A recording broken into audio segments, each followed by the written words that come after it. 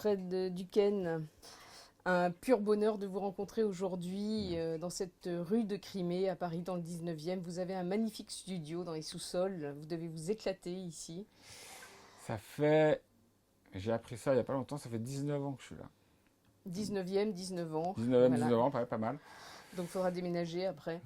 Ouais. Fred, je voudrais qu'on rentre un petit peu plus dans l'intime, dans le petit garçon, Ok. dans, si je peux me permettre, comme on va parler du petit garçon, qui étais-tu? Ouais, un truc qui s'est passé quand j'ai eu 4 ans. À Noël, on m'a offert un disque de AC/DC et on m'a offert un disque de comment il s'appelle Laurent Ah, Voulzy. Laurent Voulzy. Donc j'ai eu Laurent Voulzy et AC/DC en cadeau à Noël. Et mon cœur a vite balancé sur AC/DC et ça m'a foudroyé sur place. À 4 ans, c'est À tôt, 4 hein. ans. C'est très tôt pour avoir ce genre d'émotion. Et c'est resté. C'est resté.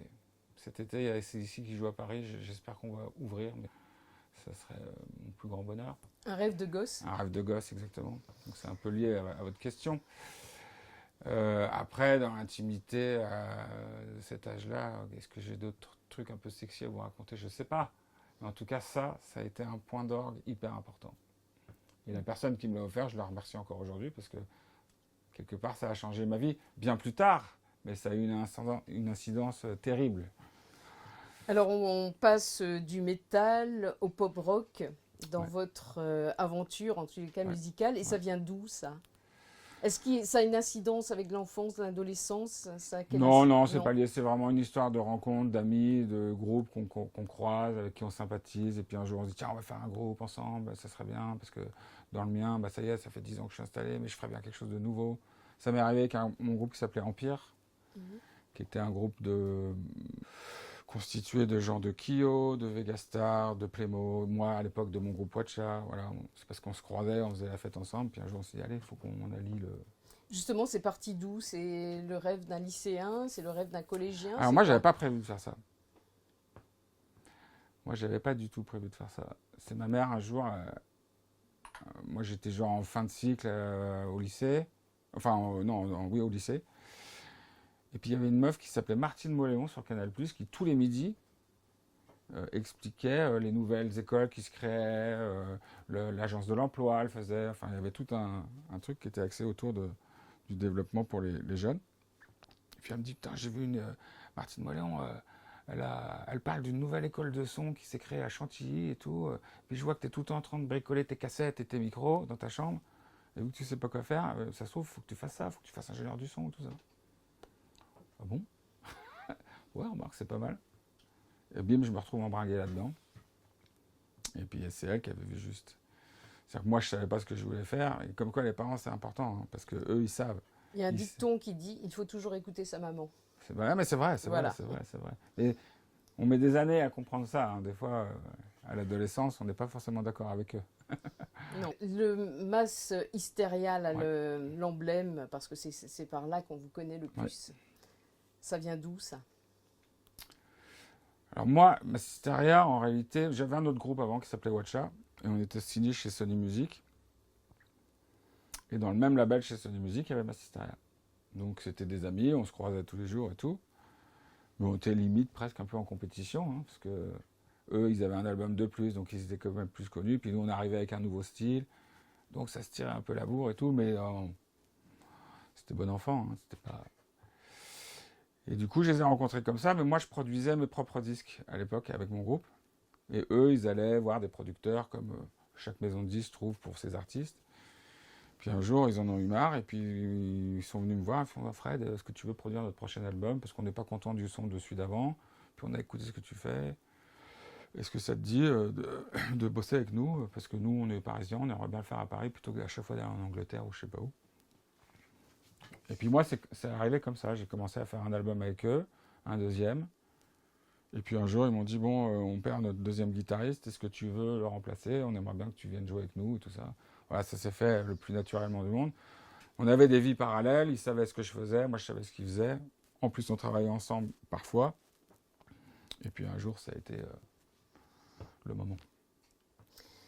Qu'est-ce qui éclate le plus le Fred Duquesne, le pop rock ou le métal?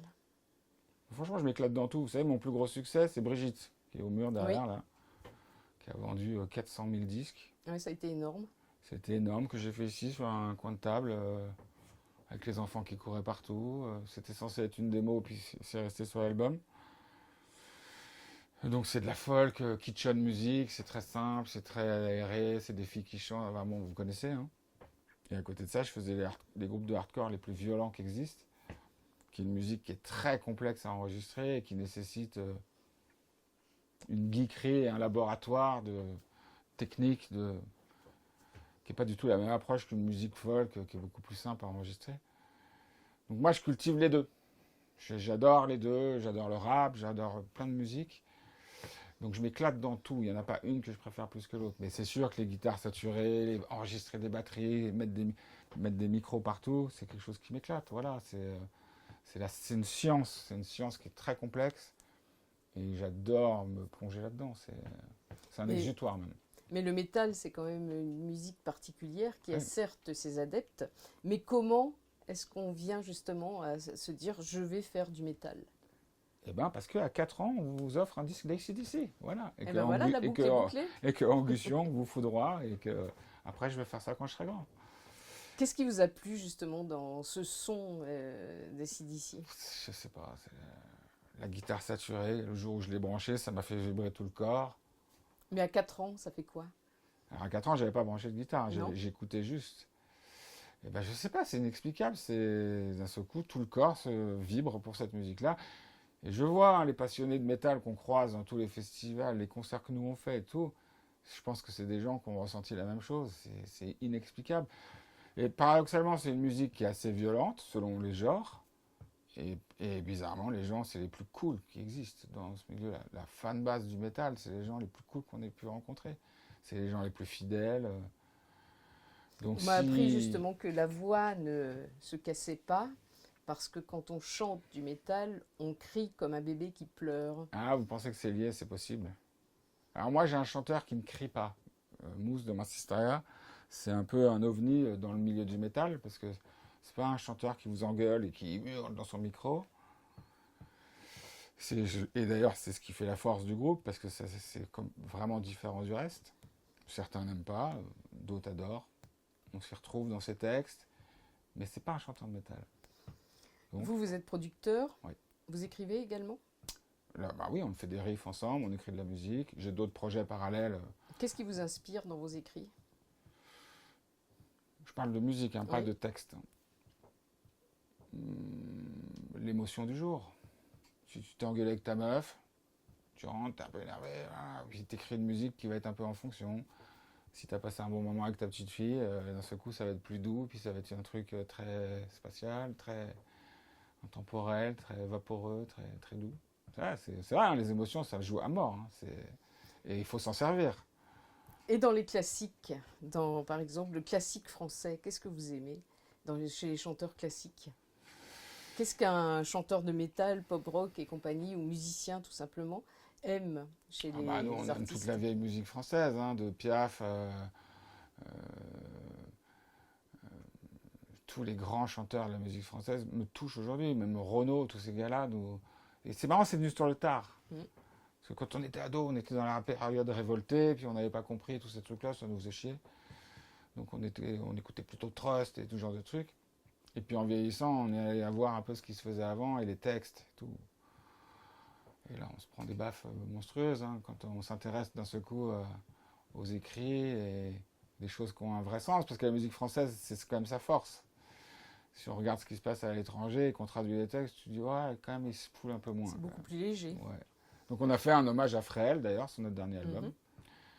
qu'on a samplé sur une partie du titre, qui s'appelle Nos amants, là. Où sont passés tous mes amants. Donc c'est un petit clin d'œil, effectivement, pour aussi dire qu'on a l'esprit ouvert, parce que souvent on nous met dans un schéma qui est très fermé, de gens bruts, qui montent leurs fesses à la télé, dans les festivals, mais il faut arrêter avec ça, il n'y a pas que ça.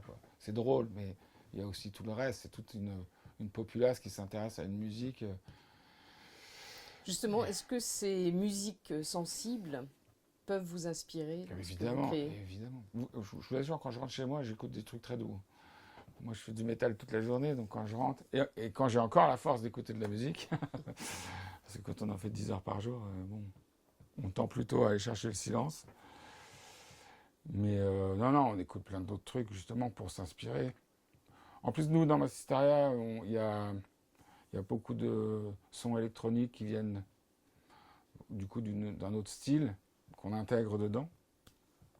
Mais on n'est pas les premiers à le faire, hein. Même dans le reggae, Bob Marley, quand il a intégré les slide guitares américaines dans ses hits qui étaient vraiment du reggae pur, 8 pistes et tout, c'est ce qui a fait son succès. Donc nous, on sait aussi que les mélanges sont hyper importants. Et on vient d'une époque, les années 2000, nous, c'était des crossovers de tous les styles, le rap, le métal. Et on a continué ça avec l'électro, avec les vieux titres français, les textes. Vraiment, on n'est pas que métal, métal, métal, métal. Et c'est ce qui est excitant d'ailleurs, parce qu'on va mettre un accordéon sur un refrain, et puis d'un seul coup, il va se passer un truc. Personne n'aurait imaginé que c'était faisable. Et ben nous, on se dit qu'on va le faire. Qu'est-ce que la musique vous apporte et comment a-t-elle bâti l'homme que vous êtes aujourd'hui? Ah, difficile question. Moi, je crois que c'est une addiction, tout simplement. Si je viens pas ici tous les jours, je me sens pas très bien. J'ai besoin de venir mixer un titre, créer quelque chose, avoir une interaction avec un groupe, ou même être seul pendant 2 semaines parce que je mixe leur album à distance. Et partir en vacances, moi, c'est pas trop mon truc. Parce que j'ai développé cette addiction. C'est étrange, mais c'est dans les veines, hein. Et ça me joue des tours parce que je sais pas comment me reposer, par exemple. Alors en dehors de ce disque fétiche que l'on vous a offert lorsque vous aviez 4 ans, est-ce que vous avez baigné dans la musique familiale? Oui, bien sûr. Bien sûr. J'ai un papa un papa et une maman qui écoutaient Pink Floyd, qui écoutaient les Beatles. Donc, les Floyd, ça m'a amené le côté hyper spatial, hyper large, hyper fou. Et les Beatles, ils m'ont appris la chanson couplet, refrain, pour refrain. Donc, c'est des beaux mélanges quand même. Alors quels sont les projets de Fred Duquesne aujourd'hui? Eh ben, écoutez, on a commencé à répéter avec Massisteria pour faire un nouvel album. Donc voilà, là ça y est, depuis 3 jours on a commencé. Donc on va longuement se voir en répétition, plus que d'habitude d'ailleurs, plutôt que d'être devant un écran, on va faire ça un peu à l'ancienne comme un vrai groupe de rock. Donc ça va nous prendre un an à faire ça. Et entre-temps, moi ici, je fais de la production d'artistes, du mixage, en tout genre, mais principalement effectivement du rock et du métal. Quel est votre album fétiche dans tout ce que vous avez fait là? J'en ai plein, j'ai beaucoup travaillé aussi avec le groupe Ultra Vomit, qui est de Nantes, et de Rennes aussi. Donc c'est un des plus gros vendeurs, mais c'est aussi celui avec lequel je m'entends le mieux, parce que c'est quand même des rigolards, et on passe toujours un très bon moment à faire un album ensemble. Là, on en a déjà fait 2. Mes albums de Massisteria, les accidents que j'ai eu dans la vie avec Brigitte dans la folk, j'ai fait du rap avec Rof, j'ai fait pas mal de choses différentes. Mes groupes, j'ai eu plusieurs gros groupes, mais j'ai eu des groupes qui marchaient moins, mais j'ai eu Bukowski que j'ai adoré faire, qui marche un peu moins bien évidemment, mais musicalement dans lequel je me suis beaucoup retrouvé avec les 2 frangins qui étaient dedans. Voilà, c'est des polaroïdes de vie qui sont jamais les mêmes, mais qui sont quand même toujours l'axe. Reste quand même la création et faire vibrer des cordes, des fréquences, tout un tas de trucs. Est-ce que vous pourriez nous faire écouter un court extrait de 10 secondes qui vous inspire vraiment? Mais c'est assez contemplatif. Donc, je ne sais pas si vous...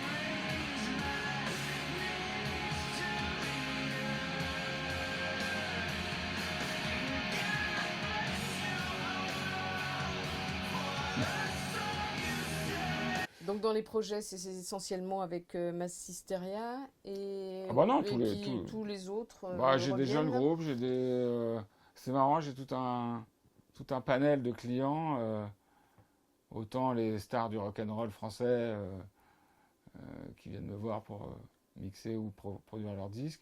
Et puis j'ai aussi tout ce qui est entre, quoi. C'est-à-dire les jeunes groupes qui veulent essayer de percer, qui savent pas trop comment on fait parce que l'air en ce moment elle est tellement compliquée, il y a tellement de façons de sortir d'une cave que ils viennent, ils me posent des questions, mais parfois je sais même pas y répondre parce que je suis presque trop vieux par rapport à tout ce qui est viral aujourd'hui. Je vous cache pas que moi ça me... 16 février 1971, si mes Ouais, souvenirs sont ouais, justes. il n'y avait pas Internet. C'est... Hein. Il y avait pas Ben Internet. non, il n'y avait pas Internet, il y avait... Voilà, effectivement, mais c'était les meilleures années, je pense. Il n'y avait pas l'intelligence... J'essaye de trouver les meilleurs moments dans chaque période. Moi. Et c'est sûr que nous, on collait nos affiches à ABS quand on faisait un concert à la Locomotive à Blanche. Et puis on se les faisait recouvrir dans l'heure parce que machin. Bon, bah, aujourd'hui, tu fais un post sur Instagram et puis ils se démultiplient, ils se partagent. Machin. On rendait compte que la possibilité pour les jeunes, elle est énorme. Et bizarrement, ils se noient tous au milieu de tout ce système. Nous, on a grandi, il y avait 2 journaux. Il y avait Rock and Folk et Rock Sound. Alors eux, ils ont chuté, évidemment, parce qu'on vend plus de papier. Donc maintenant, comment tu fais ta promo? C'est complexe, hein, c'est très compliqué. Et plus il y a de médias, et plus les groupes se noient dedans, et moins ils sont en vue. L'intelligence artificielle là-dedans, est-ce que ça fait Ouais. peur aux musiciens? Alors moi, ça me fait pas peur parce que je m'en sers. J'ai pas de problème avec ça. C'est mon pote. Ouais, comment tu fais ci, ça, parce qu'au studio, j'ai une galère avec le BAF, avec le micro, machin. J'avais dit, ah bah tiens, ça. Alors des fois, il dit des conneries parce que je le piège. Mais non, je m'en sers. Je suis pas sûr qu'à terme, pour tout le monde, ça soit bénéfique, parce que j'entends déjà dire qu'il y a des gens qui tombent amoureux de leur intelligence artificielle, les gens qui sont un peu perdus, ils lui parlent toute la journée, et puis d'un seul coup, ils ont vraiment l'impression qu'il y a un rapport avec cette personne qui n'existe pas. Et il y a même de l'amour qui se crée, donc je trouve ça complètement fou d'entendre déjà ces trucs-là. Et on est qu'au balbutiement, donc c'est un vrai tournant, je pense, là, dans l'humanité. Ça va être un vrai tournant. Je ne suis pas très optimiste. Mais personnellement, je m'en sers pour le studio, pour la technique. Voilà. Alors, est-ce qu'on va retrouver Fred Duquesne cet été sur des terres de festival? Oui, bien sûr. Alors, j'ai pas les noms en tête. Je peux vous les trouver. Mais là, demain, on part exceptionnellement au Grass Pop, qui est un énorme festival comme le Hellfest, mais en Flandre. Mmh. Et c'est un peu la première fois qu'un groupe français accède, parce que bizarrement, c'est politique d'habitude. Nous, on se limite à la Belgique francophone. Et là, pour la première fois, on passe le cap. Waouh! Donc, on est ravis. Et puis après, on enchaîne tous les festivals cet été. On a fait les gros l'année dernière. Et puis là, on fait plutôt les moyenne gamme. Alors, des exemples aussi. Mais on n'avait pas prévu de les faire, parce qu'on nous a ressollicité, donc on a repris un tour. Alors, où est-ce qu'on va pouvoir vous retrouver cet été? Alors, je suis très nul en date, mais je peux vous les trouver. Ouais. Le 11 juillet, à la Gare du Son, à Landress, dans le 25. Au festival Art Sonic à Briouze, le 18 juillet. Le 1er août, festival au Pont du Roc à Malestroit. Ça, c'est vers chez vous, non? Malestroit. Dans le 56. 56. Oui. Le 2 août, nous serons au Extreme Fest Le Garrick, c'est dans le 81. Le 3 août, au Silac Festival à Saint-Maurice de Gourdan, dans le 01. Le festival 666, le 9 août, à Cercoux. Et ainsi de suite, ainsi de suite. Eh bien, vous n'allez pas chômer, en tous les cas. Ça va, on a l'habitude. Vous savez, par tournée, on fait à peu près une centaine de dates. 110 dates. Donc on est un peu à la maison. C'est passionnant. Mais à la fin, c'est vrai que ça peut devenir routinier et assez fatigant parce que, comme toutes les choses qui se répètent. Mais bon, on va quand même pas cracher dans la soupe. On est quand même ravis de faire ce métier. Alors, je vous conseille de rester connecté pour avoir toute l'actualité de Fred Duquesne. Il est aussi passionnant que gentil. Merci Merci à vous, infiniment c'était un plaisir. pour cette interview. Merci beaucoup. Merci à vous.